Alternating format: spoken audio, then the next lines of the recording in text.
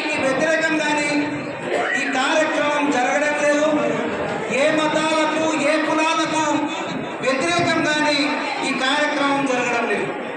కేవలం కేంద్ర ప్రభుత్వం తీసుకొచ్చినటువంటి ఒక నల్ల చట్టాన్ని వ్యతిరేకించడానికి ముస్లిం సమాజం భారతదేశమంతా కోట్లాది మంది ప్రజలు రోడ్ల మీదకు వచ్చిన ధర్మిలా ఆ బిల్లుకు సంబంధించి మన పట్టణంలో కూడా ఈరోజు మనం అందరం కూడా ఏకం కావడం జరిగింది. ఇది ఒకరి హక్కులకు భంగం కలిగించేటువంటి సమస్య కాదు, ఒకరి మతాల జోక్యం చేసుకునేటువంటి సమస్య కాదు, ప్రభుత్వానికి వ్యతిరేకంగా ఏర్పాటు చేసిన సమస్య కాదు. మన హక్కులను కాలరాయడానికి కేంద్ర ప్రభుత్వం తీసుకొచ్చిన నల్ల చట్టాన్ని మనం వ్యతిరేకిస్తూ మన హక్కులను కాపాడుకోవడానికి మనం అందరం కూడా కలవడం జరిగింది. కాబట్టి దయచేసి మేము ర్యాలీలో పాల్గొనేటువంటి వాళ్ళందరికీ మనం చేసేది ఏంటంటే, మన వాళ్ళు అన్ని పార్టీలకు సంబంధించినటువంటి వాళ్ళు ఉన్నారు. మీరు ఏ పార్టీ సంబంధించినా కూడా పార్టీ మన ఇంటి వరకే. ఇక్కడ మాత్రం ముస్లిం సమాజానికి జరుగుతున్న నష్టానికి అందరూ కూడా కలిసి మెలిసి గళం ఎత్తి మనం నిలబడడానికి అవసరమైనటువంటి అన్ని చర్యలు చేపట్టాలని మేము మనవి చేస్తున్నాం. అదే ప్రకారంగా ఇస్లాం అంటేనే ఒక క్రమశిక్షణ.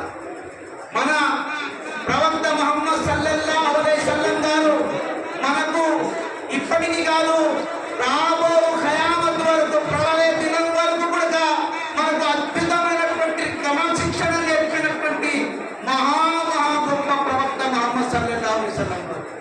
అందుకని మనం ర్యాలీలో పోయేటప్పుడు ఎక్కడ పడితే ఎక్కడ పోకుండా, రోడ్డు మొత్తం ఆకుపై చేయకుండా క్రమశిక్షణగా ఒక రోడ్డును ప్రజలు వాహనాలు తిరగడానికి అవకాశం కల్పిస్తూ ఒక రోడ్డులోనే మనం వెళ్ళాలి. అదే రోడ్డు నుంచి మళ్ళీ మనం తిరిగి రావాలి. పోలీస్ శాఖ వారికి కంపల్సరిగా సహకరించాలి. పార్టీల నినాదం ఏమాత్రం మన ర్యాలీలో కానీ మీటింగ్లలో కానీ ఉండకూడదు అని చెప్పేసి మేము తెలియజేస్తున్నాం. నినాదాలు కూడా ఏం నినాదం ఇవ్వాలో మేము ఆ నినాదం గురించి తెలియజేస్తాం. ఆ నినాదమే నేను ఆ ర్యాలీలో కానీ సభల్లో కానీ నేను ఇవ్వాల్సి ఉంటుంది.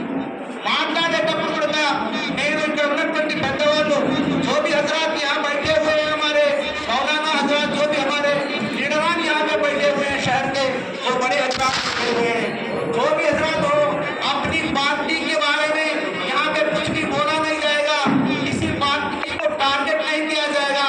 बस हमारे हक को, हमारे वजूद को मिटाने की साजिश हो रही है। इसके खिलाफ में जो है हमें आवाज उठाना है और हमें ऐसी आवाज उठाना है, इस बिल को जब तक केंद्र सरकार वापस नहीं लेती उस वक्त तक भी हमें ये आवाज को आगे बढ़ाने में कामयाब होना ही है। जब केंद्र सरकार रैतों की जो एजिटेशन हुई थी, 700 लोग अपने जान को कुर्बान किए, केंद्र सरकार ने उस एजिटेशन को, उस रुकावट को केंद्र सरकार रैतों से जाके माफी मांग कर उस कानून को वापस लिया। माशाअल्लाह, इंशाअल्लाह इस कानून को भी वापस लिए तक हमें जिद्दोजहद में लग के रहना है।